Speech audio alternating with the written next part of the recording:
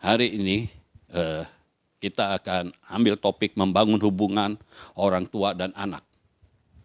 Jadi kita harus tahu di rumah itu ada orang tua dan anak.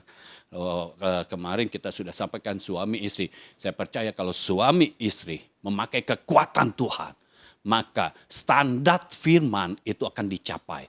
Sehingga keluarga yang teratur dan terjamin akan ada di dalam keluarga itu. Ya, ini bukan masalah saudara usianya berapa, bukan masalah saudara kebisaannya apa, bukan. Ini masalah saudara taat atau tidak kepada firman. Ketika saudara taat kepada firman, melakukan apa yang firman telah disampaikan, maka Tuhan yang akan bergerak di dalam rumahmu. Tuhan yang akan bergerak di dalam keluarga. Sehingga keluarga itu menjadi keluarga yang teratur dan terjamin. Dalam segala hal. Ya, jadi ada keteraturan, ada keterjaminan. Apa yang keluarga perlukan? Tuhan yang mencukupi. Bahkan Tuhan yang akan melimpahkan, memberikan kelimpahan. Percayalah kalau engkau mengikuti, apalagi kalau sudah diberikan arahan dan saudara mengikuti, Tuhan pasti intervensi di sana. Jangan terlalu banyak pertanyaan. Kalau firman Tuhan sudah katakan lakukan, lakukanlah. Ya, jangan terlalu banyak mikir. Karena pikiran kita bukan dipakai untuk memikirkan apa ini benar. Bukan. Pikiran kita dipakai untuk memikirkan Tuhan kita. Untuk memikirkan bagaimana kita mengenal Tuhan dengan lebih lagi dan lebih lagi. Pikiran kita dipakai untuk memikirkan apa yang Tuhan sampaikan kepada kita. Kita pikirkan bagaimana supaya apa yang Tuhan sampaikan ini benar-benar terjadi dalam hidup kita. Jadi pikiran kita bukan dipakai untuk kepentingan kita. Pikiran kita dipakai untuk kepentingan Tuhan. Karena Tuhan menciptakan segala sesuatu untuk kesenangannya. Itu yang harus kita tahu. Ya, pikiran kita dipakai untuk kesenangan Tuhan. Jadi kita harus kembali kepada firman sehingga kita tahu. Saya percaya ketika firman ini disampaikan dan saudara menerimanya dengan hati yang terbuka dan melakukannya. Itu sebabnya saudara harus mendengar sampai mengerti dan memahami supaya saudara bisa melakukannya dengan akurat. Karena melakukan tanpa keakuratan ini namanya semena-mena. Melakukannya tidak sesuai dengan yang dimaksud. Ya, jadi dengarkan sampai mengerti dan memahami supaya saudara bisa melakukannya dengan akurat. Maliaki 2 ayat 15. Mari kita baca Maliaki 2 ayat 15. Bukankah Allah yang esa menjadikan mereka daging dan roh? Ini soal suami istri. Suami istri diciptakan oleh Tuhan, dijadikan oleh Tuhan daging dan roh. Nah, suami istri bisa memilih mau hidup di dalam daging atau hidup di dalam roh. Karena mereka diciptakan dari daging dan roh. Siapa atau apa yang lebih mempengaruhi? Daging atau roh? Pastikan roh yang lebih mempengaruhi sehingga daging kita itu makin tidak ada. Sehingga roh yang lebih berperan penting dalam hidup kita. Dan apakah yang dikehendaki kesatuan itu? Jadi suami dan istri itu menjadi satu. Bukan tetap dua, tapi menjadi satu. Apa yang mau dihasilkan dari kesatuan itu? Keturunan ilahi. Jadi jelas, Tuhan katakan keturunan ilahi. Perhatikan saudara, di situ pakai tanda seru. Artinya ini bukan bisa ditawar lagi. Tuhan, saya nggak mau keturunan ilahi. Keturunannya setengah daging, setengah ilahi ya. Nggak bisa. Keturunan ilahi maksudnya keturunan dari roh. Kita tidak bisa negosiasi sama Tuhan untuk hal ini. Mungkin kalau untuk satu kota akan dimusnahkan seperti Abraham bisa negosiasi sama Tuhan. Tetapi soal keturunan, lihat Abraham tidak negosiasi kepada Tuhan. Keturunanmu namanya Ishak. keturunanmu harus dari Sarah. Tidak ada negosiasi. Saudara harus tahu, keturunan kita harus keturunan ilahi. Jadi ini yang perlu saudara pahami. Anak adalah keturunan ilahi. Jadi yang pertama dari pihak orang tua harus menyadari anaknya adalah keturunan ilahi. Orang tua harus menyadari anaknya keturunan ilahi, bukan keturunan daging. Jadi supaya bisa anaknya menjadi keturunan ilahi, lihat di Yohanes 1 ayat 12 dan 13. Tetapi semua orang yang menerimanya diberinya kuasa supaya menjadi anak-anak Allah, keturunan ilahi, anak-anak Allah. Yaitu mereka yang percaya dalam namanya. Jadi yang pertama-tama orang tua harus lakukan adalah percaya di dalam nama Yesus. Percaya dengan firman-Nya, bahwa firman pasti terjadi. Lalu selanjutnya, orang-orang yang diperanakan bukan dari darah atau dari daging, bukan pula secara jasmani oleh keinginan seorang laki-laki, melainkan dari Allah. Jadi artinya anak saudara ya harus dilahirkan kembali. Bukan dari rahim istrimu, tetapi dari kehendak Allah. Ya, bukan karena keinginan seorang laki-laki, bukan secara jasmani, melainkan dari Allah. Karena anak ini adalah anak keturunan ilahi. Jadi untuk anak ini menjadi keturunan ilahi, saudara harus tahu apa yang harus diberikan kepada anak. Firman. Orang tua harus berdoa kepada Tuhan untuk mulai memberikan firman kepada anaknya. Itu kepada anaknya dari anak masih kecil sampai sudah dewasa. Orang tua mesti punya firman. Supaya anaknya tidak keluar dari firman. Saudara bisa bayangkan. Ketika anaknya berjalan di dalam firman. Oh, kita tahu apalagi hari-hari sekarang ini firman akan digenapi. Anak ini tidak pernah hidup dalam kekurangan. Anak ini tidak pernah hidup dalam sakit penyakit. Karena firman berkuasa. Jadi orang tua sadari bahwa anakmu harus keturunan ilahi. Bukan kedagingan. Bukan apa yang anakmu mau harus diberi. Bukan. Tetapi apa yang Tuhan mau, itu yang engkau beri.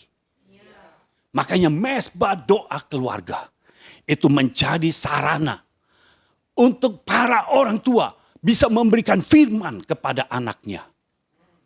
Sehingga anaknya bisa hidup dari firman. Karena kalau kita punya firman, anak kita, keturunan kita punya firman, itu cukup. Ketika musuh datang, sama seperti Yesus mengalahkan iblis, begitulah kita mengalahkan semua musuh kita. Bagaimana caranya? Dengan mendeklarasikan firman. Para anak-anak harus mulai belajar mendeklarasikan firman. Mulai mengucapkan firman dengan keyakinan yang kuat, dengan keyakinan yang teguh. Saudara yang punya anak, ajarin anaknya deklarasi.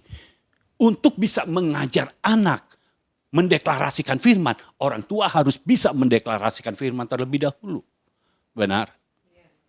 Ya, orang tua harus belajar berdoa, deklarasikan firman. Tapi saya tidak bisa, mulai ya. Kalau belum bisa, mulai, nanti jadi bisa. Kan semua orang tua tahu, anaknya waktu lahir semuanya belum bisa jalan. Ya. Belum bisa jalan. Tetapi ketika anaknya mulai berjalan, pada akhirnya bisa jalan.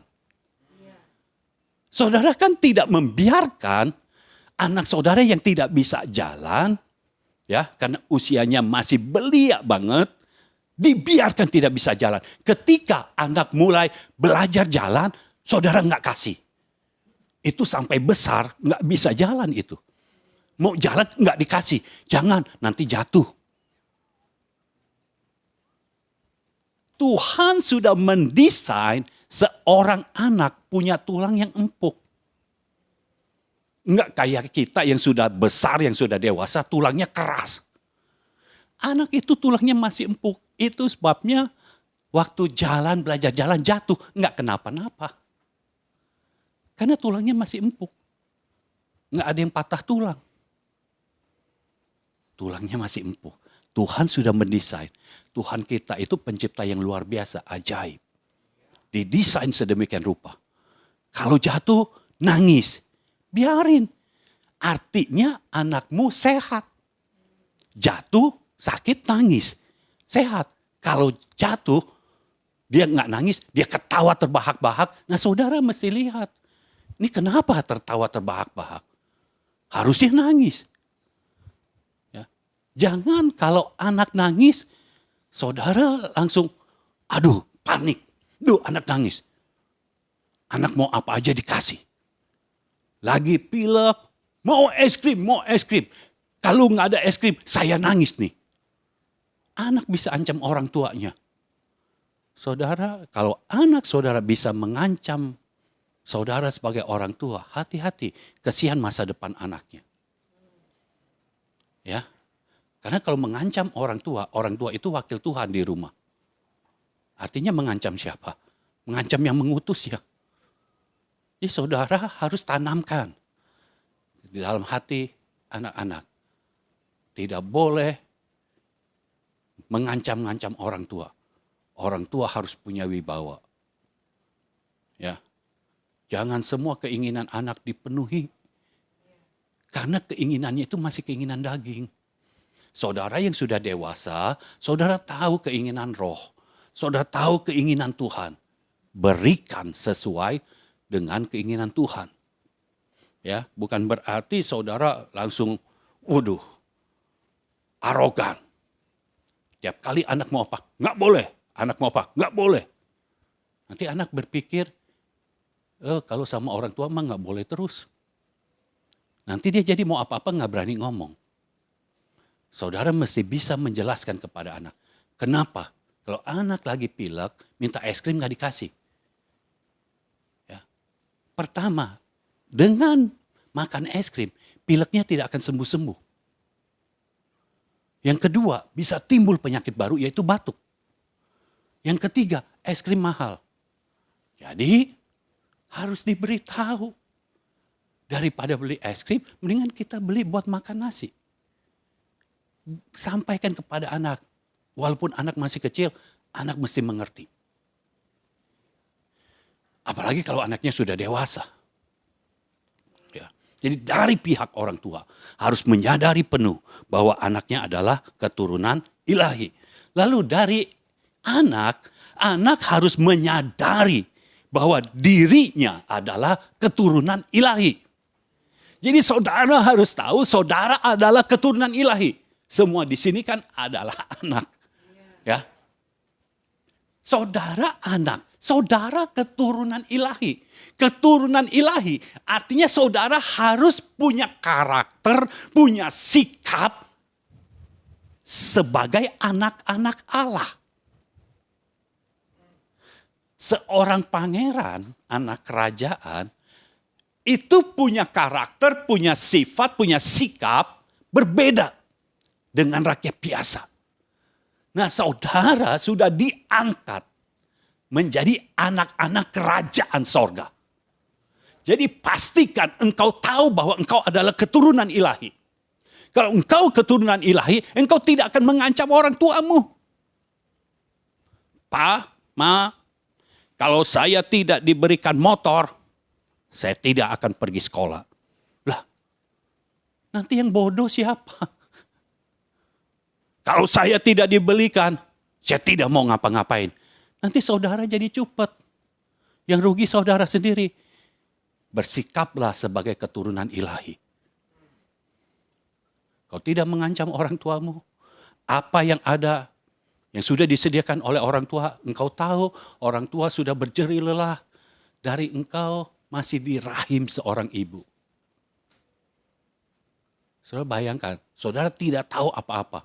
Tapi seorang ibu itu harus berjuang.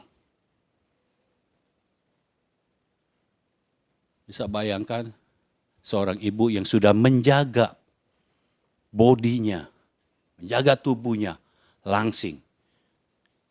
Saudara hadir di dalam rahimnya, itu langsung nggak langsing. Berubah. Tapi ibumu rela melakukannya. Rela nggak langsing lagi. Rela mulai pakai daster. Yang tadinya pakai jeans terus, rela pakai daster. Karena apa? Karena ada engkau di dalam rahimnya.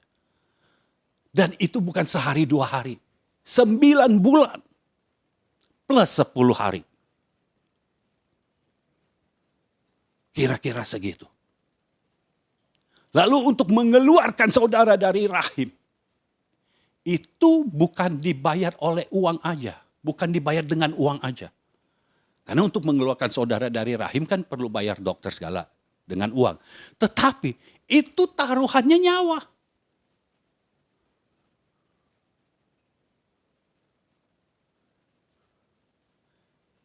Seorang ibu berjuang supaya saudara lahir. Itu sebabnya jangan mengancam-ngancam orang tua. Baik ibumu maupun bapakmu.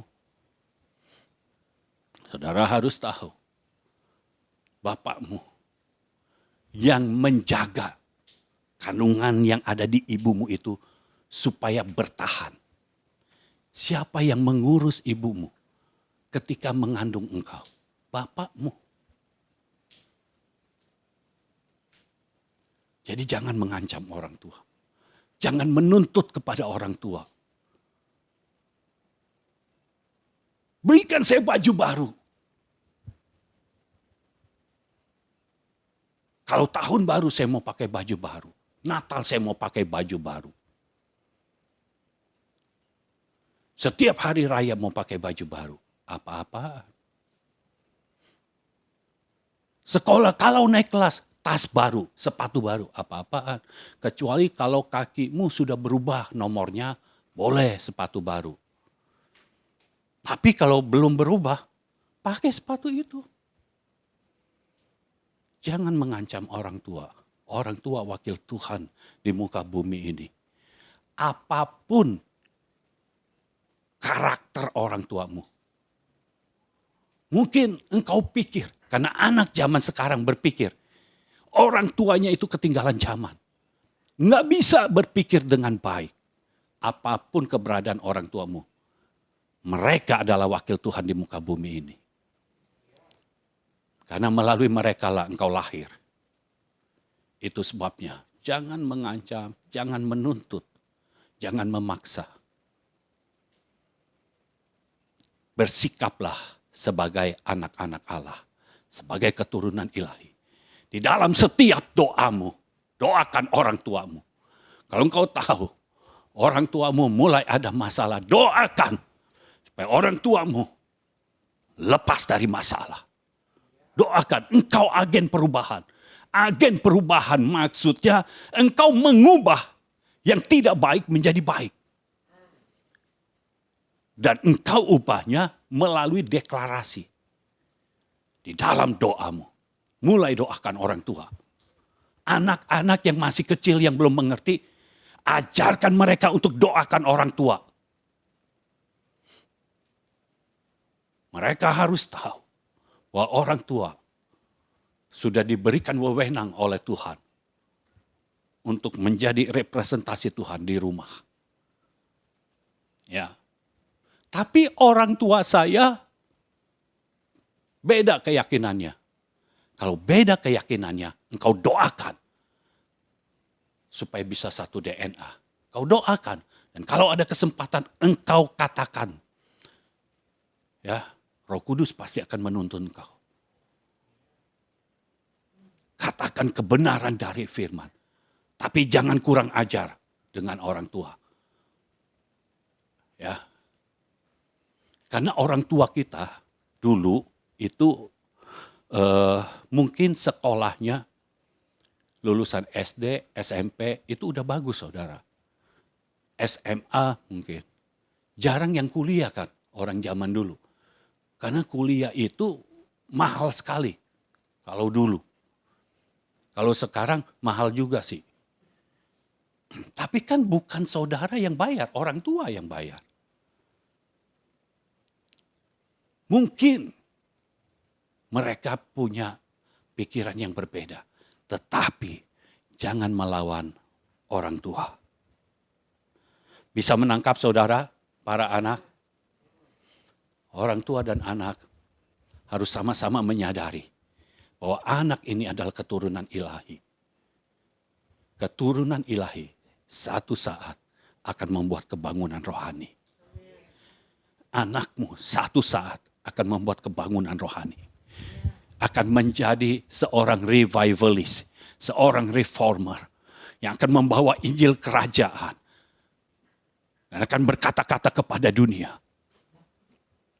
untuk percaya kepada Tuhan. Itu sebabnya didik anak dengan benar, dengan tepat sesuai dengan firman. Haleluya. Yang kedua, Mazmur 127 ayat yang keempat.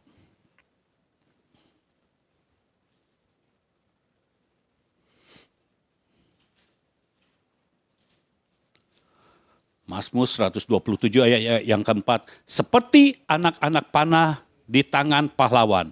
Demikianlah anak-anak pada masa muda.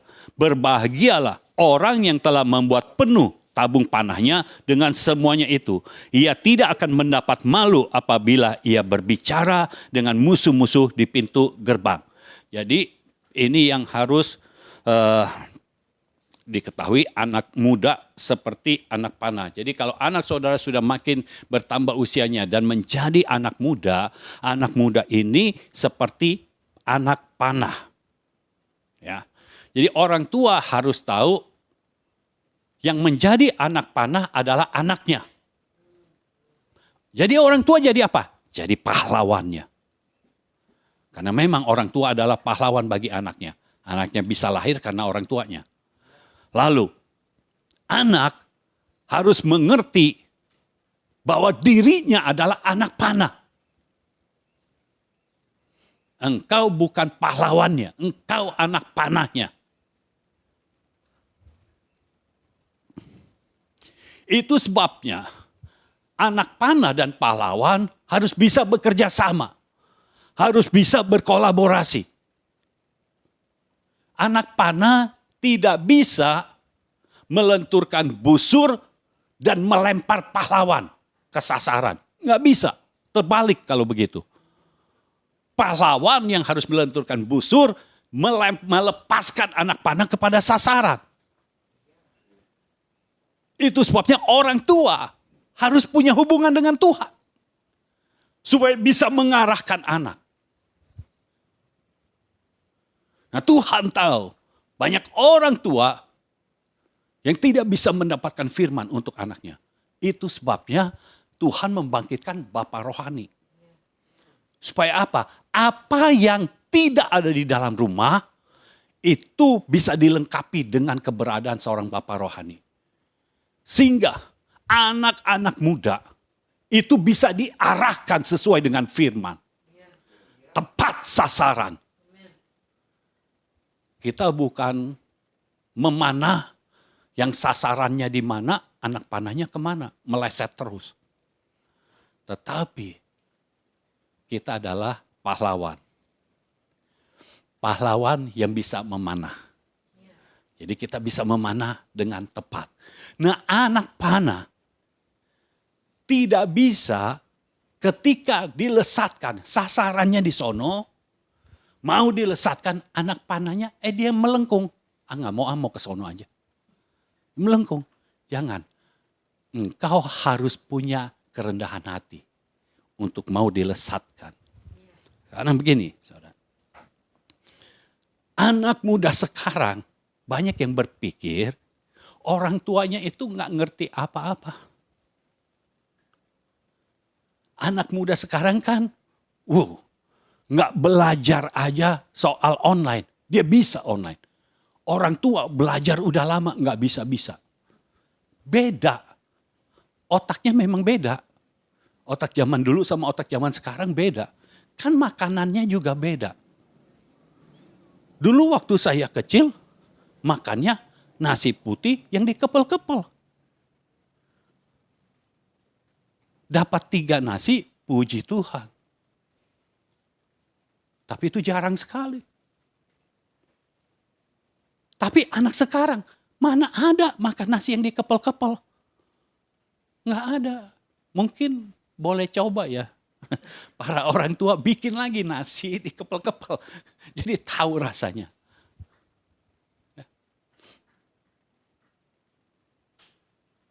Di zaman saya waktu kecil makan nasinya dikepel-kepel. Tapi anak sekarang masih kecil makannya KFC. Dulu nggak ada. Makan mili. Kalau sayuran nggak mau. Maunya yang enak-enak. Kalau dulu kita makan nggak bisa milih. Mau milih apa? Cuma satu pilihannya. Kalau milih yang lain artinya nggak makan. Jadi beda. Asupan makanannya beda, saudara. Zamannya beda. Nah, kalau bapak bisa mengerti keberadaan anak dan anak mengerti keberadaan orang tuanya, maka mereka akan menjadi satu kesatuan yang luar biasa. Karena gini, mungkin anak muda berpikir, orang tuanya mah ketinggalan zaman. Tapi saudara harus tahu, mereka berpengalaman dalam hidup. Loh, saudara sering-sering bicara dengan orang tua. Ya, waktu mami saya masih ada, dalam setiap pelayanan saya cerita ke mami saya. Saya beritahu, ini begini. Nah, mami saya itu bisa berkata sesuatu yang gak ada di pikiran saya. Karena mami saya itu lebih berpengalaman dalam hidup. Saudara harus tahu, saudara perlu pengalaman orang tua supaya engkau itu lebih lengkap. Tapi orang tua perlu kepintaran dari seorang anak. Anak sekarang itu gak ada yang bodoh loh. Karena begitu dikasih HP, itu bisa nyari sendiri. Jadi gak ada yang bodoh. Nah, kalau ini kerjasama, ini menjadi satu kesatuan yang luar biasa. Oh, Tuhan memang menciptakan orang tua dan anak untuk menjadi satu kesatuan. Nah, bagaimana supaya orang tua dan anak mencapai kesatuan itu? Melalui mesbah doa keluarga. Karena di situ akan disatukan siapa yang bisa menyatukan orang yang satu dengan yang lainnya. Hanya Tuhan. Karena walaupun orang tua dan anak satu rumah, pikirannya beda. Benar? Keinginannya beda. Siapa yang bisa menyatukan? Kalau di situ ada keinginan Tuhan, orang tua mau melakukan keinginan Tuhan, anak mau melakukan keinginan Tuhan, maka mereka akan menjadi satu. Dan kolaborasi mereka itu luar biasa. So bisa bayangkan kalau seorang bapak atau orang tua lah punya bisnis. Tapi biasanya zaman orang tua kita nggak ada pembukuan. Anaknya bisa. Dia mulai bikin pembukuannya. Di situ terlihat labanya berapa. Jadi mulai terlihat. Ini bisnisnya ini penjualannya terlalu murah atau terlalu mahal. Jadi akan ketahuan. Lalu supaya bisa lebih maju lagi, karena biasanya orang tua, ya, ini kebiasaan orang tua, kalau sudah melakukan satu hal tidak mau berubah, itu terus yang dikerjakan. Percayalah, orang tua itu kalau sudah punya bisnis, disuruh berubah akan sulit, susah. Tetapi saudara sebagai anak-anak muda, ketika saudara melihat ada peluang, saudara yang mulai. Sehingga bisnisnya lebih berkembang. maka ini akan menjadi kerjasama yang luar biasa. Karena orang tua selalu berusahanya itu buka toko. Kan kalau anak zaman sekarang nggak punya toko pun dia punya toko online, ya. Mereka sudah biasa menunggu ada orang datang untuk membeli. Tetapi saudara yang tahu tentang online, saudara bantu bisnisnya melalui online. Saudara ikut menjualnya melalui online, omset akan bertambah. Haleluya. Saudara mulai promosikan, karena sekarang kan semua orang pegang HP. Ya. Bahkan usia anak-anak aja sudah punya HP sendiri. Tapi saudara jangan biasakan anak saudara itu pegang HP. Ya, anak yang masih kecil jangan biasakan pegang HP, karena pasti yang dibuka game. Bukan toko online. Ya. Jadi ketika ada kolaborasi antara orang tua dan anak, maka apa yang tadinya tidak bisa dilakukan mulai bisa dilakukan. Oh, haleluya.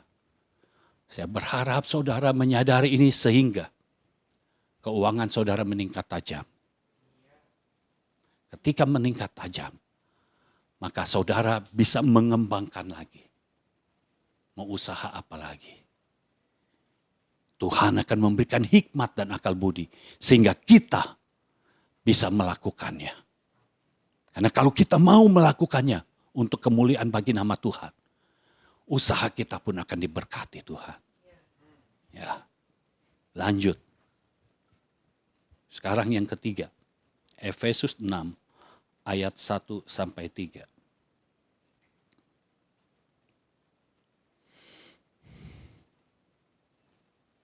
Efesus 6 ayat 1 sampai 3. Hai anak-anak, taatilah orang tuamu di dalam Tuhan, karena haruslah demikianlah. Hormatilah ayahmu dan ibumu. Ini adalah suatu perintah yang penting, seperti yang nyata dari janji ini, supaya kamu berbahagia dan panjang umurmu di bumi. Jadi anak-anak, ingat, harus taat dan menghormati orang tua. Taat dan menghormati orang tua. Firman Tuhan tidak mengatakan kalau orang tuanya baik. Kalau orang tuanya suka memberi, enggak. Tidak ada. Jadi orang tuanya mau bagaimanapun, saudara harus taat dan saudara harus menghormati. Nah, masing-masing keluarga, karena ini kehidupan, jadi enggak statis, enggak semuanya bisa dipukul rata. Masing-masing punya case-nya masing-masing, punya case-nya sendiri-sendiri, punya masalahnya sendiri-sendiri. Itu sebabnya saudara dengan dasar firman ini, saudara harus punya hikmat dan akal budi untuk melakukannya. Ya, untuk orang tua yang seperti ini bagaimana? Tetapi sebagai seorang anak, tetap kita harus taat dan menghormati orang tua. Menghormati orang tua, saudara akan bisa menghormati kalau saudara punya kasih. Saudara tidak akan bisa mengasihi bapakmu kalau engkau tidak punya kasih di dalam hatimu. Bagaimana mau menghormati kalau engkau tidak sayang orangnya? Kalau tidak sayang kan tidak ingat. Kalau mau menghormati, harus punya kasih. Kasih itu jangan berkata, tapi firman Tuhan nggak bilang anak mengasihi orang tua. Nggak ada. Tapi saudara harus tahu, Tuhan berkata, kasihilah Tuhan Allahmu dengan segenap hatimu, dengan segenap jiwamu, dengan segenap akal budimu, dengan segenap kekuatanmu. Dan hukum yang sama seperti itu adalah kasihilah sesamamu manusia seperti dirimu sendiri. Itu kasih. Apakah orang tuamu bukan sesama manusia? Itu manusia juga. Harus ada kasih. Ketika ada kasih, engkau bisa menghormati. Engkau lebih mudah menghormati. Engkau lebih mudah menaati. Harus taat.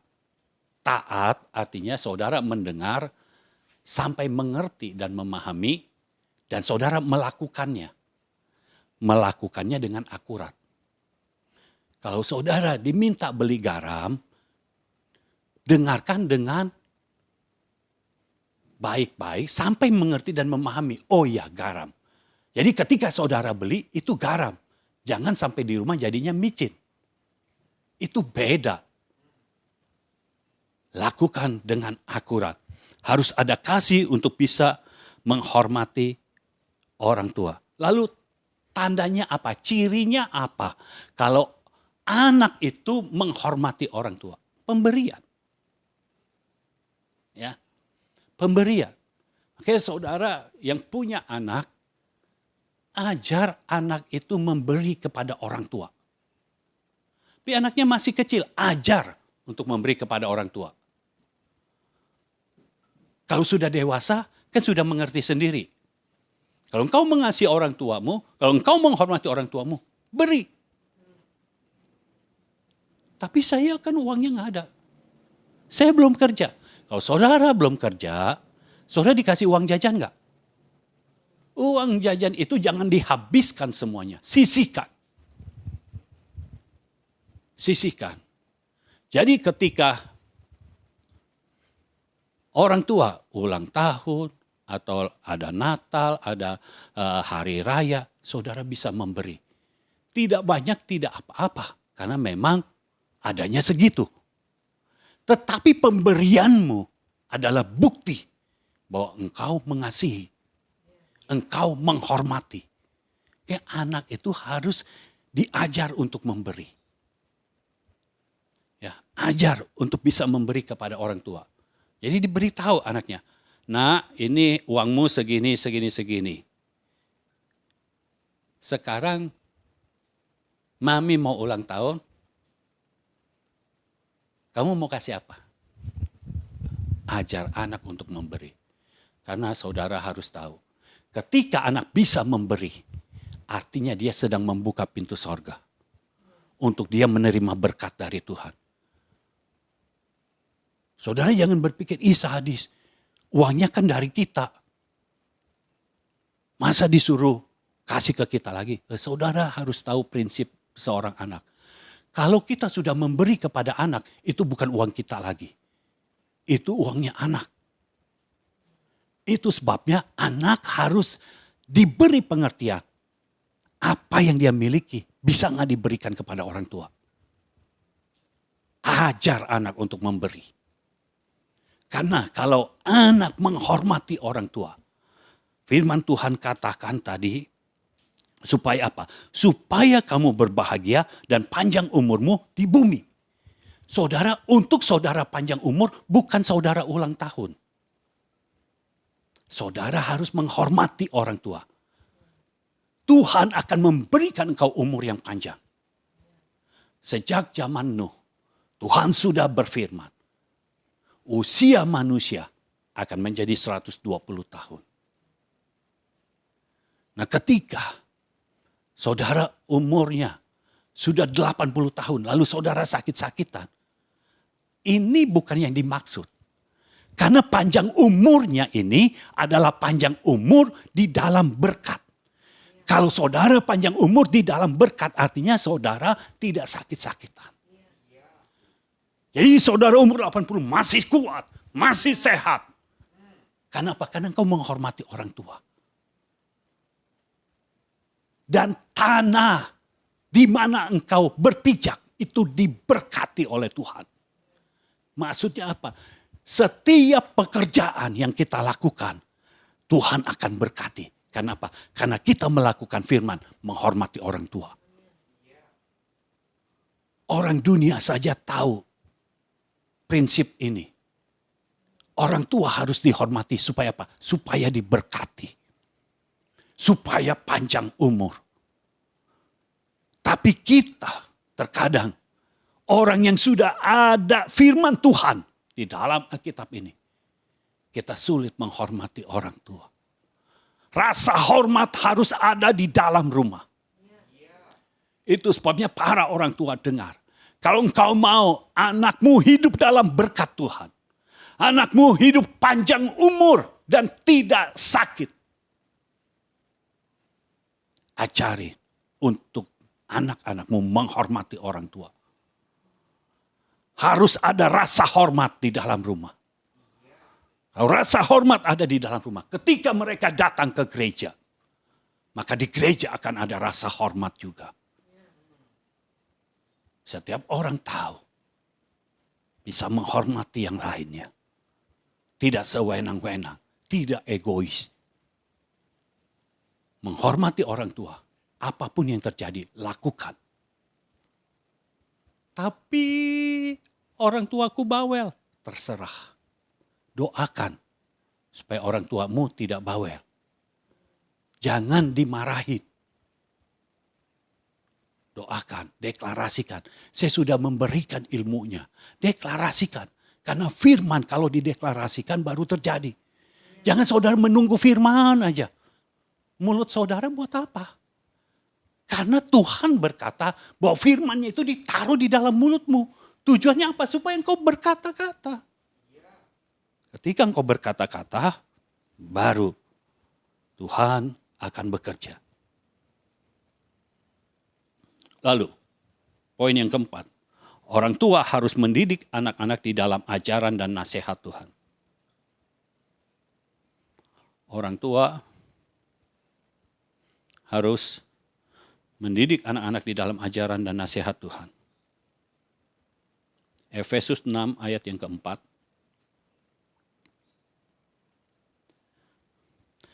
Dan kamu, bapak-bapak, janganlah bangkitkan amarah di dalam hati anak-anakmu, tetapi didiklah mereka di dalam ajaran dan nasihat Tuhan.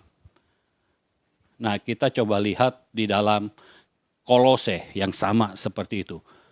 Hai bapak-bapak, Kolose 3 ayat 21, hai bapak-bapak, janganlah sakiti hati anakmu supaya jangan tawar hatinya.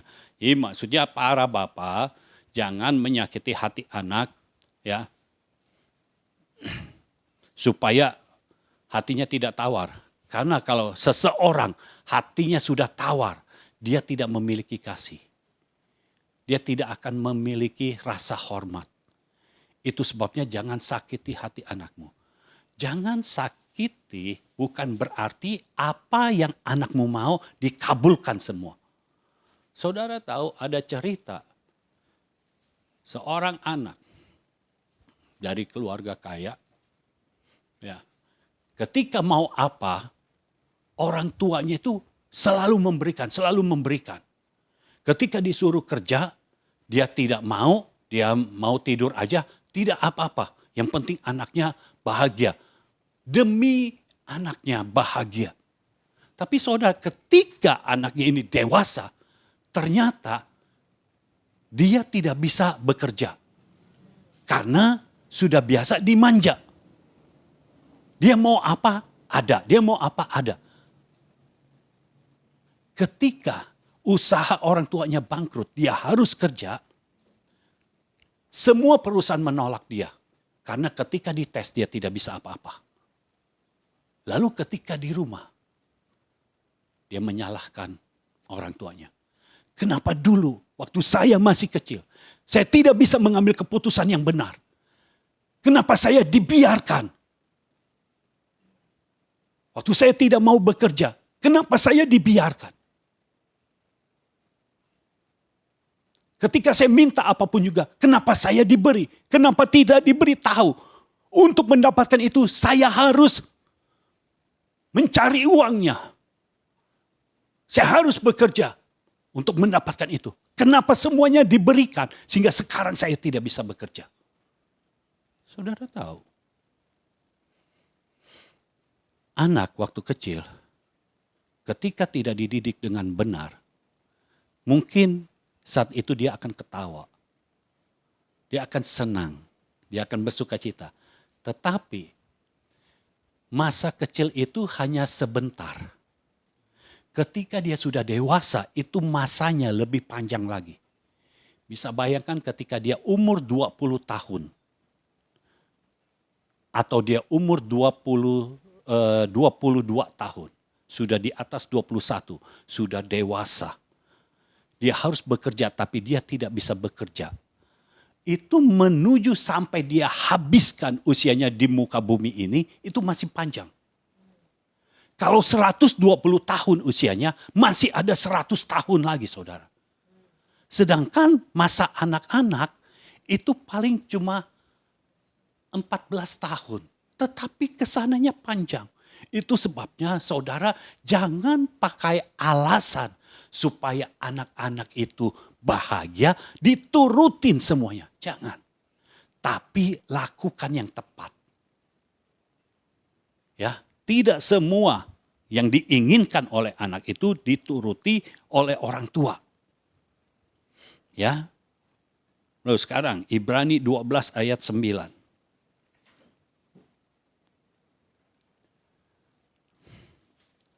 Saya berusaha lebih lambat saya ngomongnya supaya saudara bisa menerima. Ibrani 12 ayat 9. Selanjutnya dari ayat kita yang sebenarnya kita beroleh ganjaran dan mereka kita hormati. Kalau demikian bukankah kita harus lebih taat kepada Bapa segala roh supaya kita boleh hidup. Saudara, kita mau anak kita taat kepada Bapa di sorga, benar. Untuk anak kita bisa taat kepada Bapa di sorga, anak kita harus taat kepada Bapa di dunia ini dulu. Karena firman Tuhan katakan, bagaimana mungkin engkau bisa mengasihi Bapa di sorga kalau orang yang kelihatan saja tidak bisa engkau kasihi. Engkau tidak bisa menghormati Bapa di sorga kalau engkau tidak menghormati Bapa di dunia ini. Lalu di situ dikatakan, dari ayat kita yang sebenarnya kita beroleh ganjaran. Dan mereka kita hormati. Jadi ganjaran diberikan oleh bapak kita, oleh orang tua kita. Tetapi kita sebagai anak tetap hormat. Ganjaran itu apa? Ganjaran pertama bisa berupa rewards, benar? Ganjaran. Jadi saudara ketika melakukan hal yang benar dikasih reward. Kasih bintang sama orang tua. Dia ada bintang, nanti Natal dicairkan. Ya. Tapi ketika anak berlaku tidak benar, tidak tepat, maka ganjarannya berupa hukuman. Nah, kadang ini ada orang yang terlalu ekstrim kiri, ekstrim kanan. Yang ekstrim kiri, anak kalau salah nggak boleh dihukum. Dibiarinin aja. Ini besarnya kasihan nih anak. Karena dia merasa dia melakukan apa saja tidak ada hukuman. Kalau sudah dewasa dia melakukan apa saja. Hukumannya bukan di rumah. Hukumannya di sel. Bahaya. Lebih baik dihukum di rumah. Lebih aman daripada dihukum di sel atau di tengah-tengah masyarakat. Habis saudara. Jadi kalau anak masih kecil boleh dihukum. Tetapi hukumannya bukan untuk melampiaskan amarah kita. Bukan untuk melampiaskan emosi kita. Karena ketika anak nggak berlaku tidak tepat sesuai dengan keinginan kita, kita marahkan. Nah waktu kita hukum, tidak boleh dalam keadaan marah. Saudara harus belajar meredakan amarah dulu, baru hukum. Supaya apa? Anak tahu bahwa hukuman itu untuk mendidik dia menjadi orang yang benar. Kita harus mendidik dengan kasih sayang. Tujuan kita supaya dia berubah. Bukan supaya dia disakiti. Tapi kalau anak saudara sudah mulai dewasa. Memasuki usia SMP. Saudara sudah tidak bisa main pukul-pukul. Main hukum-hukum. Ajak bicara. Ajak bicara. Orang tua dan anak harus bisa bicara. Mulai bicara. Bicara. Kalau ada kesalahan, dikoreksi. Diberitahu. Ya. Tidak kasar tapi tegas. Orang tua harus tegas. Karena nanti anak bisa sembarangan memilih. Itu tidak boleh, tidak baik untuk anak. Ya, jadi usia SMP ke atas sudah mulai diajak bicara. Dari kecil pun diajak bicara. Cuma kalau anak kecil diajak bicara, Kadang dia habis itu lupa kan. Kadang mesti dihukum. Supaya apa? Dia bisa menghormati orang tua. Kita lihat masa depannya. Kalau dia tidak menghormati orang tua, dia tidak akan panjang umur, dia tidak akan diberkati.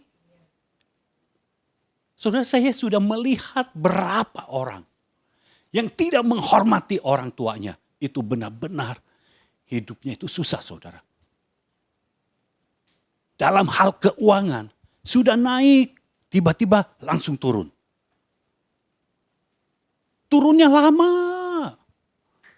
Naik sedikit, turun lagi.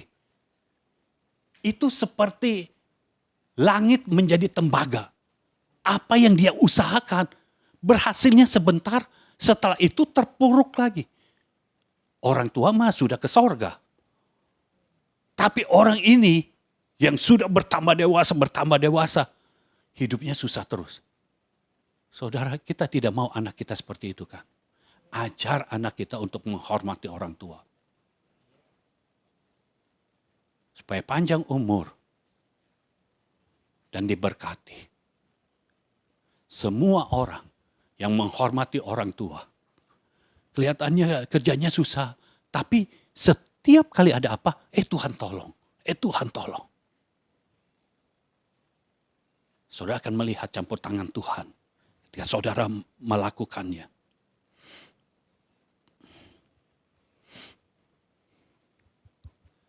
Jadi saudara harus menegakkan diri. Ya.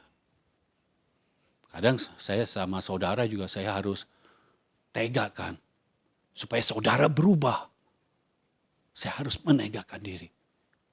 Saudara mungkin ada alasan apa-apa. Ketika saya minta sesuatu, saudara alasan apa-apa. Saya minta tetap itu. Supaya apa? Karena saya sudah tahu Tuhan mau memberkati saudara seperti apa. Dan saya tidak mau saudara kehilangan berkat Tuhan itu. Ya. Poin yang terakhir. Amsal 6. Amsal 6.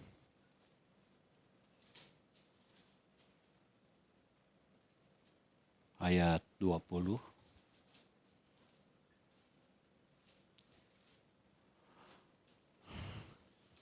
Amsal 6 ayat 20. Hai anakku, peliharalah perintah ayahmu dan janganlah menyia-nyiakan ajaran ibumu.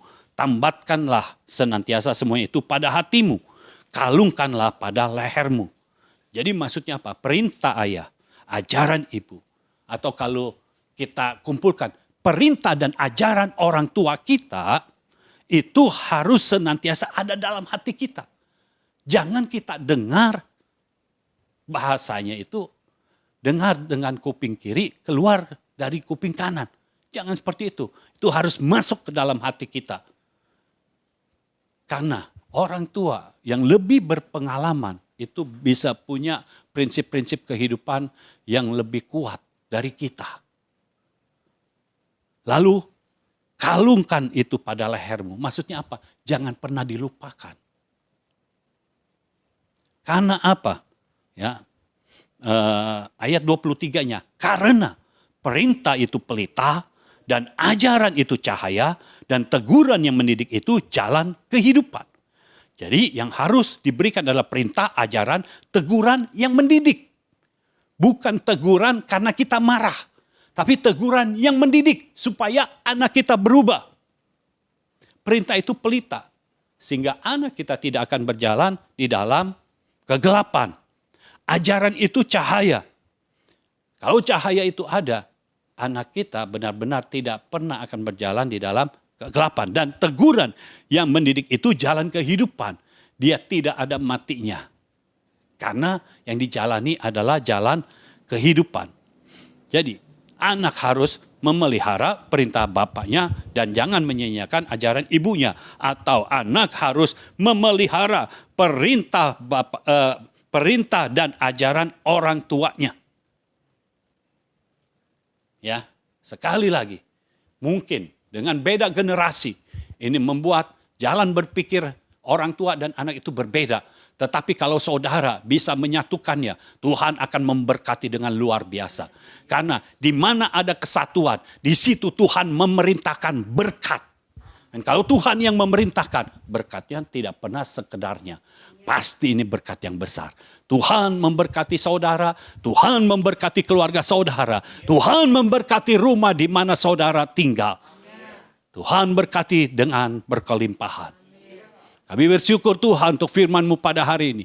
Dan Kau terus bekerja, menyatakan kuasa-Mu dalam kehidupan kami. Sehingga kami benar-benar berfungsi sebagai orang tua dan anak yang akurat sesuai dengan firman-Mu. Karena kami percaya Engkau punya rencana yang besar bagi keluarga kami. Engkau punya rencana yang besar di dalam rumah kami. Kami percaya Tuhan, Engkau yang akan bekerja dan memberkati kami dengan berkat-Mu yang berkelimpahan. Terima kasih Bapa. Kami mengucap syukur di dalam nama Tuhan Yesus Kristus. Amin. Amin. Amin.